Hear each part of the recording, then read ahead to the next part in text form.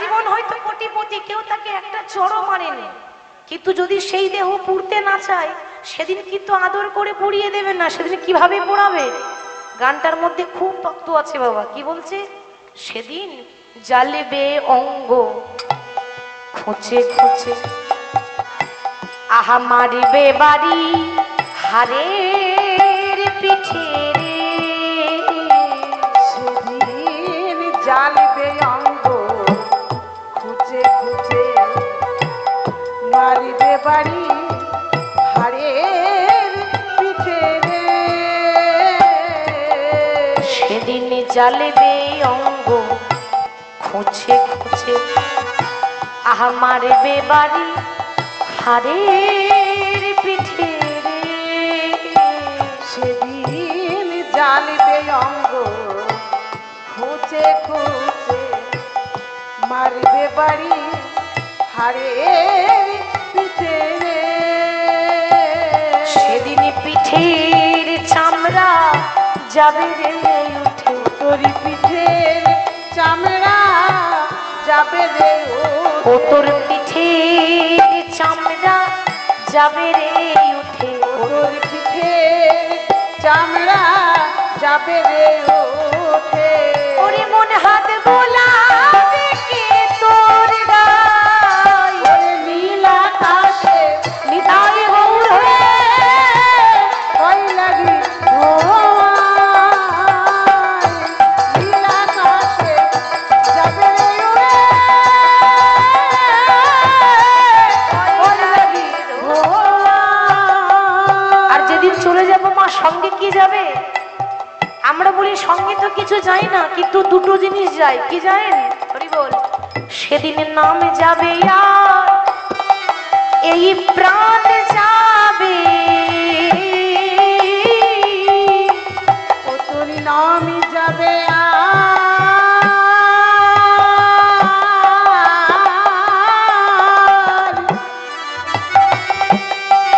এই প্রাণ যাবে।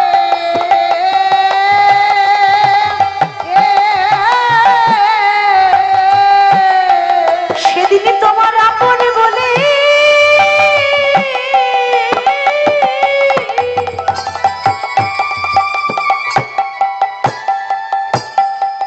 সেদিন আর কেউ হবে না। ওরে মন, সেদিন এই নাম যাবে আর এই প্রাণ যাবে। সেদিনই আপন বলে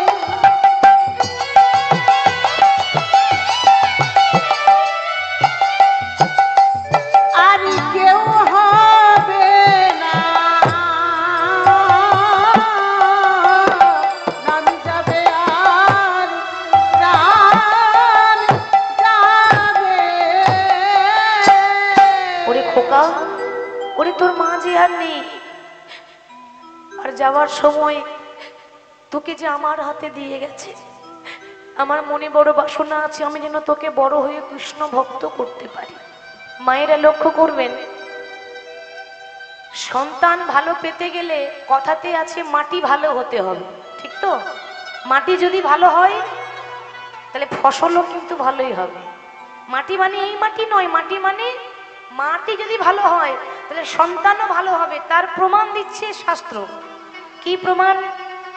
অনেক মা আছে এ জগতে যে তার সন্তানকে কোলে করে নিয়ে মন্দিরে আমার দয়াময়ের কাছে গিয়ে বলে, দয়াময় আশীর্বাদ করো, আমার খোকা বড় হয়ে যেন ইঞ্জিনিয়ার হতে পারে। কি গো মা, ঠিক তো? অনেকে যার যেমন মনের আশা। অনেকে বলছে প্রভু আশীর্বাদ করো, আমার খোকা বড় হয়ে যেন ডাক্তার হতে পারে। আচ্ছা মা, কজন বলে তো বলে বলুন তো যে প্রভু আমার ইঞ্জিনিয়ারের দরকার নেই, আমার ডাক্তারের দরকার নেই, আশীর্বাদ করো ও যেন বড় হয়ে কৃষ্ণ ভক্ত হতে পারে। ডাক্তারের সবার প্রয়োজন, ইঞ্জিনিয়ারের সবার প্রয়োজন, কিন্তু কৃষ্ণ ভক্তের কারো প্রয়োজন নেই। কিন্তু মাগো, কারোর বংশে যদি একটা ছেলে বা একটা মেয়ে যদি কৃষ্ণকে ভালোবাসতে পারে, তার 14 পুরুষ উদ্ধার হয়ে যায়। নামের মধ্যে এতটা মহিমা আছে। মা কাকে বলে লক্ষ্য করুন। উদাহরণ দিই, আপনারা কশ্যপ মুনির কথা তো শুনেছেন। কশ্যপ মুনি, ওই কশ্যপ মুনির 11টা স্ত্রী ছিল মা। 11টা স্ত্রীর মধ্যে 4টে প্রধান, অদিতি, দিতি, কদ্রু, বিনতা। 4জন প্রধান, মানে 4জন সবসময় স্বামীর সেবা বেশি করে। তো এই 4জন এসে বলছে এই পৃথিবীতে প্রত্যেকটা নারীরই বাসনা থাকে সে যেন মা হতে পারে, সে যেন সন্তানের মা হয়। এটা কার বাসনা থাকে না বলুন তো? তো এই 4জন স্বামীর কাছে এসে বলছে, স্বামী গো, আমরা কি কোনোদিন সন্তানের মা হতে পারবো না? তো ওই কশ্যপ মুনি বলছে, দেখো আমি কিন্তু তোমাদের আলিঙ্গন দিতে পারবো না, তবে আমি একটা মন্ত্র বলবো। সেই মন্ত্রের জোরে আমি তোমাদের গর্ভে যদি ভাবে স্পর্শ করে দিই, যে যেমন সন্তান চাইবে তার তেমনই সন্তান হবে। এবার 4জনের মধ্যে কে কিরকম সন্তান চাও তোমরা বলো। যেই না এমন কথা বলেছে, অমনি সবার আগে অদিতি বলছে। অদিতির মন খুব ভালো মা, মনের মধ্যে হিংসা নেই। তে বলছে, স্বামী আমাকে আমাকে এমন সন্তান দিও জগতে যেন খুব নাম হয়, যশ হয়, সবাই যেন তার পুজো করে, মানে আমার সন্তানদের জন্য জগতে সবাই পুজো করে, এরকম সন্তান দিও। কশ্যপ মুনি বললেন, বাহ, তথাস্তু। এ জগতে যত দেবতা আছে সেই দেবতাদের জননী হবে তুমি। নিতাই গৌর হরি বল। ওমা, স্বর্গে যে দেবতা আছে, বরুণ দেব, অগ্নিদেব, পবন দেব, ইন্দ্র, বায়ুদেব, এই দেবতাদের মায়ের নাম কি? অদিতি। দেবতাদের মায়ের নাম অদিতি। অদিতির পর আসছে কিন্তু দিতি। এই দিতির মনে খুব হিংসা, মানে খুব হিংসুটে বাবা। তো দিতি বলছে, কি গো, সব তো দিদিকে দিয়ে দিলে, বলি আমার জন্য কিছু আছে? যারা ঝগড়ুটি হয় তারা এরকমই ভাব, তাদের মুখের ভাবটাই অন্যরকম থাকে। কি গো, থাকে তো? হরি বল। দেখুন, এরা কিন্তু বোন, কিন্তু একে অপরের হিংসা কেন? অনেক ক্ষেত্রে হয় মেয়েরাই মেয়েদের শত্রু হয়ে যায়, হয় না? এক মেয়ে আরেক মেয়ের কি করে ক্ষতি করব বসে বসে ওইটাই চিন্তা করে। হরি বল। তাহলে দিতি বলছে, স্বামী সব তো তাকে দিয়ে দিলে, বলি আমার জন্য কিছু আছে? আরে বাবা, তোমার জন্য আছে, তুমি কি চাও বলো। শোনো, এমন সন্তান দিও আমার ছেলেদেরকে দেখে যেন ওই দিদির সন্তানরা ভয়ে থরথর করে কাঁপে। বেশ তো, যেমন তোমার মন আর সেরকমও তুমি। কি গো মা, যেমন মন সেরকম তো মানুষ হবে। বেশ, আমি আশীর্বাদ করলাম, তোমার সন্তান হবে একটা দুটো নয়, হাজার হাজার। আর এমন সন্তান হবে যে দেবতারা পর্যন্ত দেখে ভয়ে কাঁপবে। কেমন হবে? এ জগতে যত রাক্ষস আছে, এ জগতে যত অসুর আছে, সেই অসুরের জননী হবে তুমি। সেই দিন থেকে এ জগতে যত রাক্ষস আছে, অসুর আছে, ওই অসুরদেরকে কে জন্ম দিয়েছে? অসুরদের মা হলো দিতি। তাহলে অদিতি হচ্ছে দেবতাদের মা, আর দিতি হচ্ছে অসুরদের মা। 3 নাম্বার হচ্ছে কদ্রু।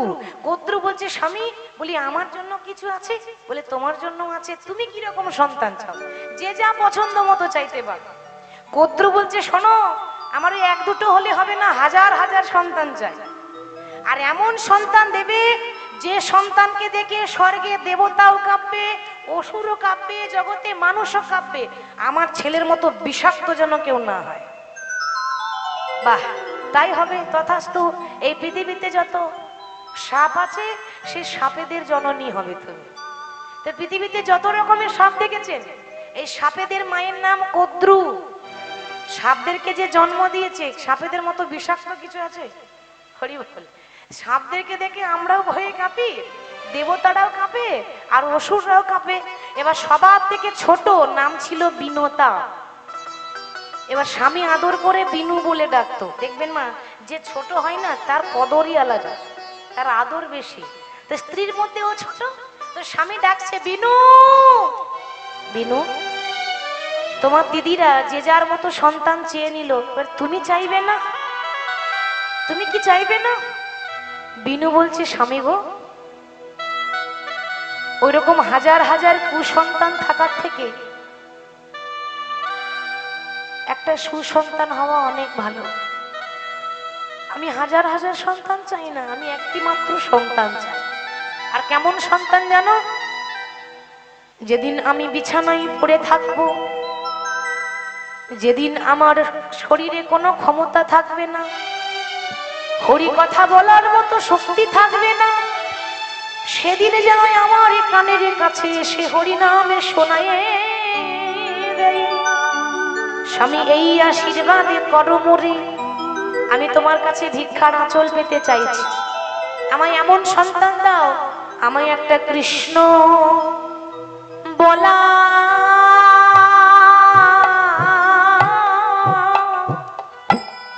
আমায় পাখি দিও,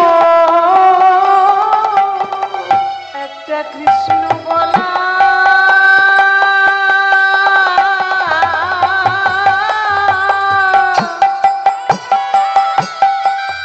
পাখি দিও,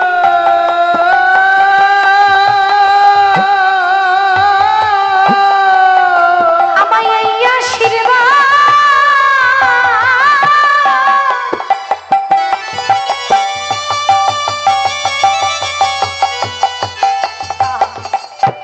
বলি দাও গো মোরে,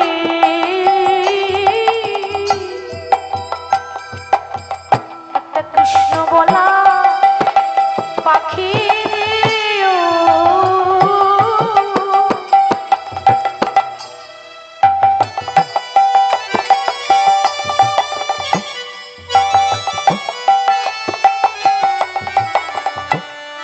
যেন কৃষ্ণ বলা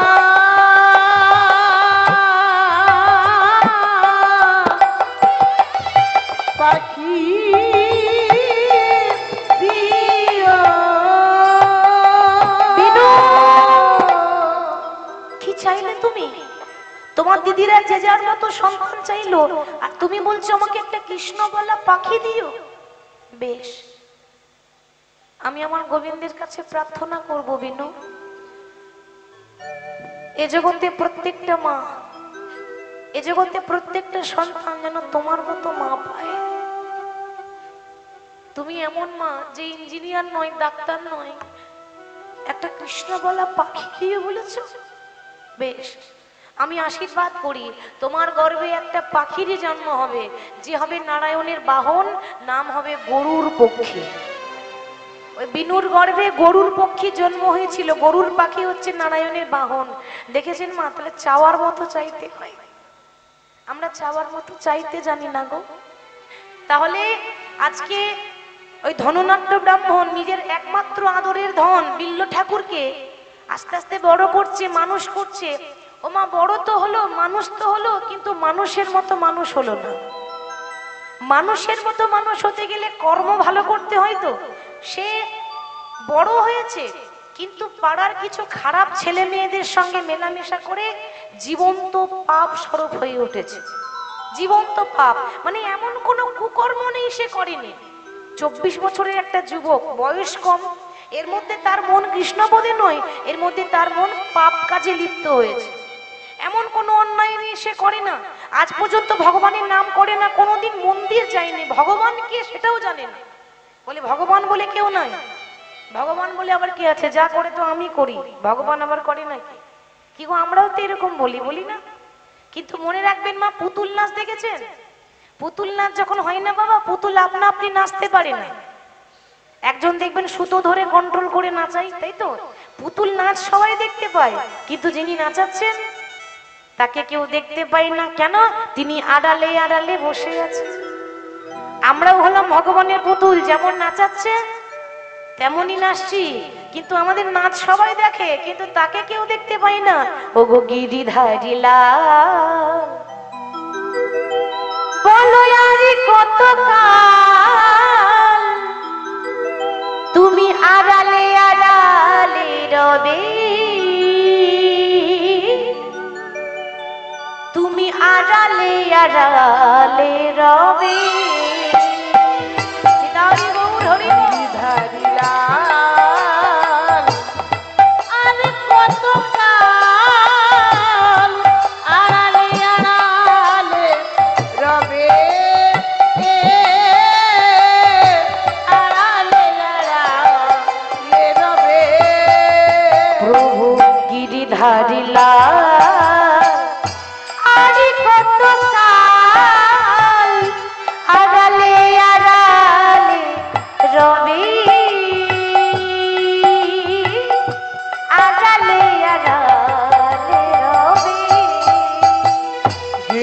গিরিধারী লাল আর কত কাল আড়ালে আড়ালে রবে, আড়ালে আড়ালে রবে। নয়নের জল বহে বিরা, নয়নের জল বহে বিরা, নয়নের জল বহে বিরা, নয়নের জল বহে অবিরা। তুমি দর্শন দেবে মা কবি গিরিধারী লাল আড়ালে আড়ালে রবি, আড়ালে আড়ালে রবি। গিরিধারী লাল আর কত কাল আড়ালে আড়ালে রবে, আড়ালে আড়ালে রবে। দেখা যদি নাই দেবে ওগো নিরুদয়, তবে কেন আশা দিয়ে ভরালে হৃদয়। দেখা যদি নাই দেবে ও গো নিরুদয়, তবে কেন আশা দিয়ে ভরালে হৃদয়। বলো দেখা যদি নাই দেবে ওগো নিরুদয়, তবে কেন আশা দিয়ে ভরালে হৃদয়। দেখা যদি নাই দেবে ওগো নিরুদয়, তবে কেন আশা দিয়ে ভরালে হৃদয়। আর অন্তরে আমার আকুল ব্যথা, প্রভু অন্তরে আমার আকুল ব্যথা, অন্তরে আমার আকুল ব্যথা। প্রভু অন্তরে আমার আকুল ব্যথা। দর্শন দেবী মা কবি গিরিধারী লাল আড়ালে আড়ালে রবি, আড়ালে আড়ালে রবি। গিরিধারী লাল আর কত কাল আড়ালে আড়ালে রবে, আড়ালে আড়া, আড়ালে আড়া, আড়ালে আড়ালে রবি। মনে রাখবেন বাবা, গাড়ি আপনার হতে পারে কিন্তু গাড়ির ড্রাইভার আপনি নন, ঠিক তো? গাড়ি আপনার কিন্তু ড্রাইভার আপনি নন। ড্রাইভারকে গাড়ি চালাচ্ছে কে মা? কে চালাচ্ছে গাড়িটা? গাড়ি চালাই বংশীবদন, ছোটবেলায় পড়েননি? গাড়ি চালাই বংশীবদন আর সঙ্গে যে যায়, হ্যাঁ ভাগ্নে মদন। মদন মানে গ্রামের মদন নয় কিন্তু, যদি কেউ আছে সে ভাববে আবার আমাকে নিয়ে কেন বলছে। তো এই গ্রামের মদন নয়, মদন মানে লোভ লালসা কামনা বাসনা, এগুলোর আরেক নাম হলো মদন। হরি বল হরি বল। তাহলে বাবা জীবনে কথাই আছে যে জন্ম হোক যেথা সেথা কর্ম ভালো চায়। কর্ম ভালো করলে ছোটরাও বড় হতে পারে। কি করে সম্ভব? যেটা হয়েছিল রামায়ণে। বলবেন কখন? রামের যখন 14 বছর বনবাস হলো। আচ্ছা মায়েরা, রামকে বনবাসে পাঠিয়েছিল কে? তিনটে মা, কৌশল্যা, কৈকেয়ী, সুমিত্রা। বনবাসে পাঠালো কে? মাতা কৈকেয়ী, ঠিক তো? আসলে যখন ঘোষণা হলো যে আগামীকাল রাম রাজা হবে, সবার থেকে বেশি আনন্দ যদি কারো হয় তো কৈকেয়ীরই ছিল। কৈকেয়ীর বেশি আনন্দ, রাম রাজা হবে, রাম রাজা হবে। একেবারে আনন্দে বাবা গোটা মহল ঘুরছে। কিন্তু ওই যে পরের কথা শুনলে ঘরে অশান্তি, ঘর ভাঙে, তাই না বাবা? পরের কথা শুনলে শুনতে নেই, পরের কথা শুনলেই ঘর ভাঙবে। কেন না, সে তার দাসী, নাম কি ছিল? মন্থরা। কানে এসে ফুস মন্ত্র দিল, কি রে বলি রাম রাজা হবে, তাহলে তোর এত আনন্দ কিসে? কি বলছো, আনন্দ হবে না? রামও তো আমার ছেলে নাকি, তো ছেলে যদি রাজা হয় মায়ের আনন্দ হবে না? হ্যাঁ ভুলে যাস না, যে রাম তোর সৎ ছেলে, পরের ছেলে পরমানন্দ, যত গোল্লায় যাবে তত আনন্দ। ঠিক তো? রামকে কি তুই গর্বে ধরেছিস? দেখ কই কই, আমি তো তোর দাসী, আমি তোর ভালোই চাই। রাম যদি রাজা হয় তাহলে রাজার মা কে হবে? কৌশল্যা রাজমাতা হবে। রাজার মায়ের কদর বেশি, আর তুই সারা জীবন ওই পায়ে তেল দিতে দিতে তোর জন্ম যাবে। নিজের ভালোটা আগে বোঝ। নিজে যদি ভালো থাকতে চাস তাহলে রামকে রাজা না করে নিজের ছেলে ভরতকে রাজা কর, আর রামকে 14 বছর জন্য বনবাসে পাঠিয়ে। আর তাই হলো, মন্থরার কথা শুনে কই কই যখন রামকে 14 বছর বনবাসে পাঠান, ওমা 14 বছর বনবাস ফিরে আসার পর, রাম ও রাবণকে বধ করার পর রাম যখন অযোধ্যায় ফিরে এলো, তো ঘরে ফিরে এসে কাকে আগে প্রণাম করলো জানেন? নিজের মাকে প্রণাম করেনি। রাম ফিরে এসে আগে নিজের সৎ মা মানে কই কইকে প্রণাম করল। কই কই বলছি, ওরে এ তুই কি করছিস? আমি যে তোর সৎ মা। এ জগতে প্রত্যেকটা মানুষ নিজের শত্রুর কাছে মাথা নত করে না। ওরে আমি যে তোর শত্রু, আমি যদি স্বার্থপর না হতাম, স্বার্থের জন্যই তো করেছিলাম, স্বার্থপরের মতো কাজ করে নিজের ছেলের ভালো চেয়েছিলাম, তোর ভালো চাইলাম না, তোকে বনবাসে পাঠালাম। আর তুই বনবাস থেকে ফিরে এসে আমাকে প্রণাম করলি কেন? আমি যে তোর সৎ মা। রাম বলল, মা এ জগতে দু ধরনের মানুষ থাকে, একটা অসৎ আর একটা হলো সৎ। তুমি সেই সৎ মা। তুমি সৎ অর্থাৎ তুমি ভালো, কারণ তুমি যদি বনবাসে না পাঠাতে তাহলে জীবনেও জানতে পারতাম না যারা বাইরে থাকে তারা কত কষ্ট করে থাকে। কি গো মা, যারা দামি চালের ভাত খায় তারা জীবনেও জানবে না যে 5 ঘরে ভিক্ষা করে একটা ভিখারির চালের স্বাদ কেমন হয়। কারণ মা, ভিখারি চাল মানেই তো 5 রকমের চাল। 5 রকমের চালের স্বাদ আলাদা, আর একটা দামি চালের স্বাদ আলাদা।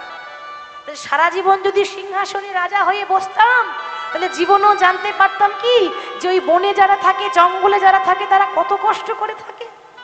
আজকে তোমার জন্যই তো আমি বুঝতে পেরেছি, আহারে এমন সন্তান যদি আমার গর্ভে জন্ম নিত, আমার নারী জনম সার্থক হয়ে যেত। তথাস্তু, আশীর্বাদ করলাম, তোমার কথাই হবে। তুমি যখন আমাকে চাইছো সন্তান হিসেবে, এর পরজন্মে তুমি হবে মা দেবকী, আর কংসের কারাগারে আমি তোমার 8ম গর্ভে জন্ম নেব। কি গো নাইনি? তুমি হবে মা দেবকী, কিন্তু তোমার স্তনদুগ্ধ পান করব না, কারণ আমি লীলা করব বৃন্দাবনে। তাই লালন পালন হব কোথায় না? বৃন্দাবনে মা যশোদার কাছে। তো যে যা চাইছে তাকে তাই দিচ্ছে। মানে অযোধ্যা থেকে ফিরে এসেছে, খুব আনন্দ বাবা। তো হঠাৎ লক্ষণকে বলছে, ভাই লক্ষণ তুই কিছু চাইবি না? লক্ষণ বলে, দাদা গো, ও গো দাদা গো, একটা কথা তোমার কাছে আমি গোপন করে রেখেছি। কি জানো? যখন 14 বছর বনবাসী ছিলাম, তো ওই 14 বছর তুমি খেয়েছিলে, কিন্তু 14 বছর আমি খাইনি। 14 বছর ঘুমাইনি, আর 14 বছর আমি নারীর মুখ দেখিনি। রাম বলছে, ভাই কিরকম কথা বলছিস? কি প্রমাণ আছে? সঙ্গে তো মা সীতা ছিল। কি গো, ছিল না? তো মা সীতা তো একটা নারী, সামনে একটা নারী থাকবে, আর নারীর মুখ দেখিনি বললে কেউ বিশ্বাস করবে? লক্ষণ বলছে, দাদা শাস্ত্রে বলেছে জ্যেষ্ঠ ভ্রাতা পিতৃতুল্য, মানে বড় দাদা হচ্ছে বাবার সমান। তো দাদা মানে যদি বাবা হয় তাহলে বৌদি মানে কি হবে? মা। আমি আজ পর্যন্ত মা সীতার মুখের দিকে তাকিয়ে কথা বলিনি। 14টা বছর, সারা জীবন নয়, 14টা বছর যতদিন বনে ছিলাম, মা সীতার মুখের দিকে তাকিয়ে কথা বলে সবসময় চরণের দিকে তাকিয়ে কথা বলতাম। 14টা বছর তুমি ঘুমিয়েছিলে, আমি ঘুমাইনি, দরজায় বসে বসে পাহারা দিতাম। দাদা 14 বছর খাইনি বলে প্রমাণ কি আছে? প্রমাণ আছে। কি প্রমাণ? না 14 বছরের ফল আমি জমা করে রেখেছি, তুমি আমার সঙ্গে চলো, নিজের হাতে গুনে দেখে নেবে। এবার যখন গুনতে যাচ্ছে না বাবা, গিয়ে দেখছে একটা পাহাড় হয়ে গেছে। 14 বছরের ফল এক জায়গায় যদি জমা করা হয় কি হবে? তাহলে একটা পাহাড়ের সমান হয়ে যাবে না? তো তো রাম যখন 14 বছরের ফল গুনছে না, ওই গুনতে গুনতে গুনতে গুনতে 7টা ফল কম পড়ে গেল। আর যেই না 7টা ফল কম পড়েছে, অমনি রাম বলছে, ভাই তার মানে 7 দিন তুই খেয়েছিলি। কি গো, ঠিক তো? 14 বছরের মধ্যে 7টা কম পড়ছে কেন? লক্ষণ বলছে, দাদা 7 দিন ফল আমি আনিনি তো খাবো কেমন করে? মনে করে দেখো, এই 7 দিন ফল আনিনি কোন কোন দিন না? যখন বনবাসে আসার পর খবর পেলাম যে পিতা দশরথ মারা গেছে। কি গো মায়েরা, বাবা মারা গেলে কোন সন্তানের মুখে খাবার ওঠে বলতে পারে? তো যেদিন সংবাদ পেলাম যে পিতা দশরথ মারা গেছে পুত্রের শোকে, সেই দিন ফল খাইনি। ও মা, যেদিন রাবণ মা সীতাকে হরণ করে নিয়ে গেল, সেই দিন লক্ষণ ফল খাইনি। হরি বল। যেদিন মহিরাবণ রাম লক্ষণকে অপহরণ করে পাতালে বন্দি করে রেখেছিল, সেই দিন ফল খাইনি। যেদিন লক্ষণ নাগপাশে বন্দি হয়েছিল, সারা শরীর নীল হয়ে গেছিল, সেদিন ফল খাইনি। যেদিন লক্ষণ শক্তিশীল মানে পড়েছিল, সেই দিন ফল খাইনি। যেদিন ইন্দ্রজিৎ মায়া সীতা কেটেছিল, সেদিন ফল খাইনি। আর যেদিন রাম রাবণকে বধ করেছিল, সেই দিন আনন্দতে ফল আনতে ভুলে গেলাম। রাম বলছে, ভাই তুই আমার ছোট ভাই হয়ে যা করলি, আমি তোর বড় দাদা হয়ে সেটা করতে পারলাম না। তাহলে বল তুই আমার কাছে কি চাস? গাড়ি বাড়ি টাকা পয়সা যা চাইবি তাই দেব। লক্ষণ বলে, দাদা গো, আমার গাড়ি বাড়ি টাকা পয়সা কিছু চাই না দাদা। বলি, এই আশীর্বাদ করো মোরে, এই আশীর্বাদ করো মোরে, বড় জনমে বলে যদি কোনো জনম থাকে, কোনো জনম থাকে, এ জন্মে আমি তোমার এক একটা কথা মাথা নিচু করে শুনেছি, অক্ষরে অক্ষরে পালন করেছি। এর পর জন্মে আমি যেন দাদা হই গো, নিতাই গৌর হরি বল। জনমে যেন দাদা হয় গো, দাদা এই আশীর্বাদ।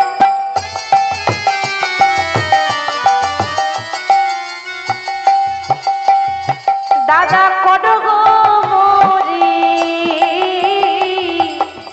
এর পর জন্মে আমি যেন দাদা হই গো, আমায় এই আশীর্বাদ,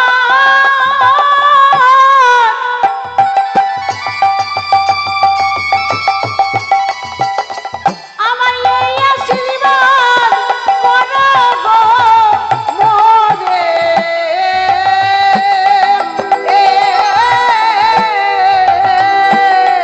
পর জন্মে যেন দাদা হয় গো। রাম বলল, তথাস্তু, তাই হবে। এর পরজন্মে তুমি হবে আমার বড় দাদা বলরাম, আর আমি তো হব তোমার ছোট ভাই কৃষ্ণ।